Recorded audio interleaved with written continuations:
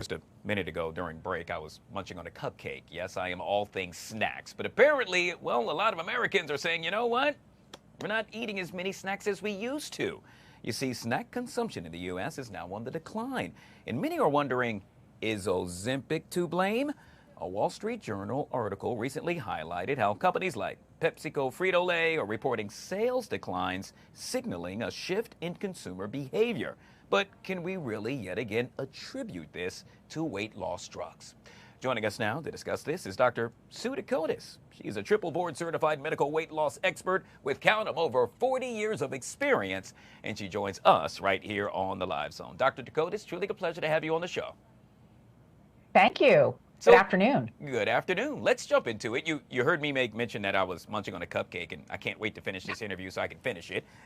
But I got to tell you, a lot of Americans are saying, you know what, we're not eating as many snacks. And yet again, the question has been posed, Ozempic and or drugs of the like, is that a reason for that? It certainly could be. And I also want to say probably one of the biggest questions that people ask when they go on this medication, and they come into my practice in New York City and they email us, the biggest question people have right now is, do these drugs cause side effects? And I'll say, yes, they do. And the number one side effect is no more snacking. So that means no more cupcakes and eating between meals and all of that, because these drugs make you feel so full that you feel that you've had a big meal an hour or so before. So yes, it definitely changes people's desire for junk food. Yeah. And you know what? We're always like pointing our fingers at patients and saying, oh, it's your fault. You're not eating well. You're making the wrong choices. Realize that the way our body works, our physiology determines that. So people shouldn't really beat themselves up. So what these drugs do, and as we mentioned, they cause you to feel fuller and they slow absorption of food from the gut, but they also regulate insulin. So when insulin levels are really, really stable, you don't get those cravings. So a lot of this is not your fault. It's really your physiology. Yeah. So that's really a very wonderful thing for people to understand. These drugs don't just mask the symptoms of being overweight. They really cure the disease itself. Dr. Decotiis, let me ask you, I'm so curious about this because we're doing a celebrity dish segment with regard to Lizzo and whether or not she was using Ozempic. What's the big deal? And why do so many folks, in essence, look at it in a negative light? I think is they don't understand that when you cannot lose weight with diet and exercise, and many of my patients that come into my office are actually pretty healthy. They don't eat horrible foods.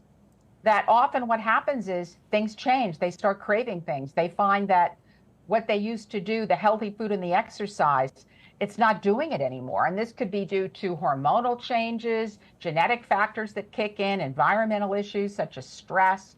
And of course, you've all heard about poor quality food with chemicals and things in it. So basically, you need help. So it's not just a matter of lifestyle. And as we said, we can't point our finger at somebody and say, oh, you have bad habits. Why does this person crave food, right? Yeah. I mean, if you have a cupcake once in a while, I'm sure like you do, that's fine. But if you're always craving junk, if you're always going for the fast food, if you can't get enough of it, if you're hungry in between meals and you're not able to lose weight on your own, get treatment. I mean, insulin resistance is a disease. It can lead to diabetes. It can lead to long-term obesity.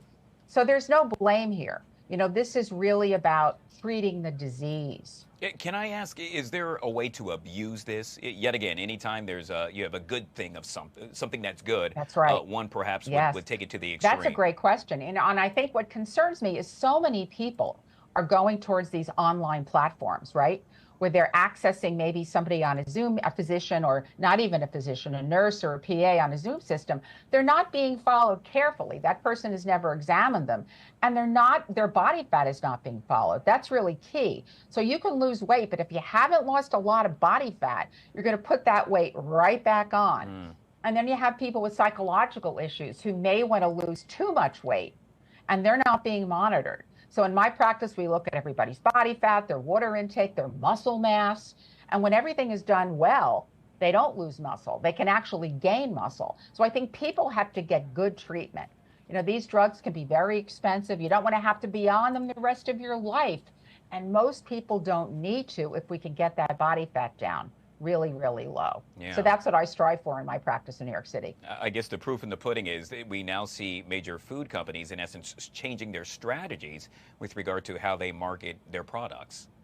That's right. Isn't that fantastic? And they're beginning to take some of the chemicals out of these foods, which, as we know, can be addictive, especially with certain types of patients that might have those genetic conditions that would subject them to being obese. So it really is nice that people are now selecting healthier foods. And then when we get involved and take a lot of this junk out of the food, people are going to get used to eating healthier. But again, a lot of this comes from the brain. So what these drugs do long term is they really change our food regulatory system. It changes our cravings. So people that have lost weight successfully will say, you know what, I don't crave that greasy cheeseburger anymore.